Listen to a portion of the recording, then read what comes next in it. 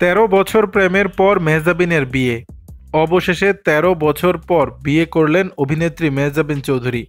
পাত্র দীর্ঘদিনের প্রেমিক, পরিচালক, প্রযোজক আদনান আল রাজীব। সামাজিক যোগাযোগ মাধ্যমে বিয়ের একাধিক ছবি শেয়ার করেছেন মেহজাবিন, যেখানে ছবি শেয়ার করে ক্যাপশনে লিখেছেন, 2012 সালের 9 এপ্রিল একটি বাঁকা দাঁতওয়ালা ছেলে যার হাসি ছিল অপূর্ব, সে আমার সাথে দেখা করতে এসেছিল। আমি একটি শুটিং হাউসের টেরেসে দাঁড়িয়েছিলাম আর সে রাস্তা থেকে আমার দিকে হাত নেড়ে দিল। আমরা মাত্র 15 মিনিট কথা বললাম, হাত মিলালাম এবং যখন সে চলে গেল আমি অনুভব করলাম আমার হৃদয়ের একটি টুকরো তার সাথে চলে গেল।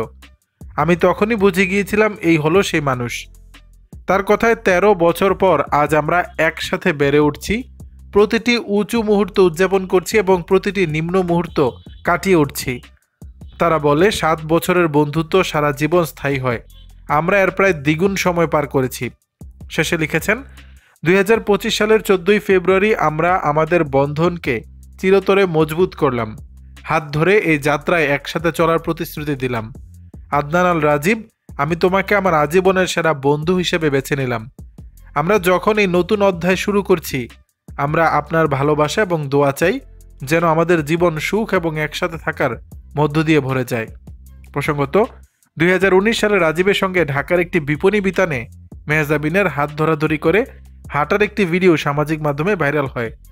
এরপরই তাদের সম্পর্কের গুঞ্জন ছড়ায়। দর্শক, বিষয়টি নিয়ে আপনাদের মতামত জানাবেন নিচের কমেন্ট বক্সে।